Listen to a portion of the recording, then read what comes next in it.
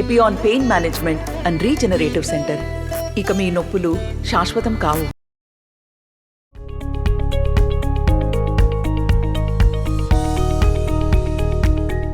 టాలీవుడ్లో 1000 కోట్ల కలెక్షన్ సొంతం చేసుకున్న సినిమాలు అంటే బాహుబలి 2, RRR కనిపిస్తాయి. ఈ 2 సినిమాలు రాజమౌళి నుంచి వచ్చాయి. అలాగే ప్రభాస్, రామ్ చరణ్, తారక్ పేర్లు 1000 కోట్ల క్లబ్ హీరోగా ప్రస్తుతం ఉన్నాయి. ఈ క్లబ్లోకి చేరాలని ఐకాన్ స్టార్ అల్లు అర్జున్ కూడా అనుకుంటున్నారు.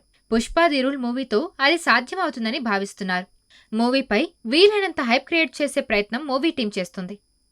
వరల్డ్ వైడ్ గా గ్లోబల్ మార్కెట్లో పుష్ప ది రూల్ మూవీలో బజ్ క్రియేట్ చేసే విధంగా ప్రమోషన్స్ చేస్తున్నారు. ఈ సినిమా నుంచి ఇప్పటి వరకు గ్లిమ్స్, టీజర్, సాంగ్ రిలీజ్ అయ్యాయి. వీటిలో గ్లిమ్స్ అయితే కొంత ఇంపాక్ట్ క్రియేట్ చేసింది. ఆ మధ్యకాలంలో అమ్మవారి గెటప్లో అల్లు అర్జున్ రిప్రజెంట్ చేస్తూ టీజర్ వదిలారు.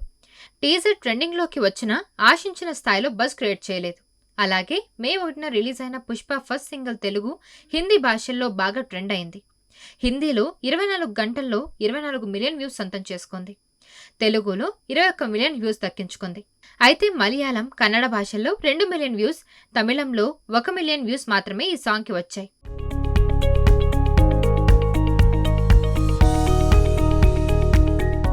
పుష్ప ది రూల్ మూవీ 1000 కోట్ల కలెక్షన్ అందుకోవాలంటే కేవలం తెలుగు, హిందీ భాషల్లోనే వర్కౌట్ అయితే సరిపోదు అనేది ట్రేడ్ పండితుల మాట. సౌత్లో అన్ని భాషల్లో మూవీ క్లిక్ అవ్వాల్సి ఉంటుంది.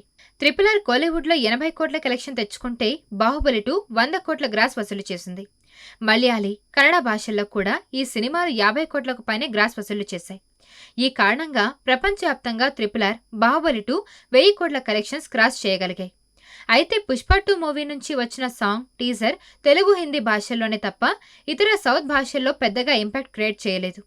సినిమా రిలీజ్ వరకు ఇదే పద్ధతి కొనసాగితే మూవీకి ఇతర సౌత్ భాషల్లో ఆశించిన స్థాయిలో కలెక్షన్స్ రాకపోవచ్చని ట్రేడ్ పండితులు చెప్తున్నారు. అన్ని భాషల్లో కూడా ప్రభావం చూపిస్తే 1000 కోట్ల మార్క్ ని పుష్ప ది రూల్ అందుకోగలదని అంటున్నారు.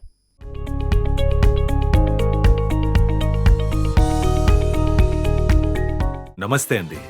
ఇది వ్యాపారం గురించి కాదు, ఓటు గురించి. ఎన్నికల్లో ఓటు వేయడం మన హక్కు మాత్రమే కాదు, కర్తవ్యం. ఎంతో మంది మహా నేతలు శ్రమించి ప్రాణత్యాగం చేసి ఈ అవకాశాన్ని మనకిప్పించారు. అందరూ ఓటు వేద్దాం. ఎందుకంటే ఓటు హక్కు ఊరికే రాదు. నా ఓటు ఎవరికో తెలుసా?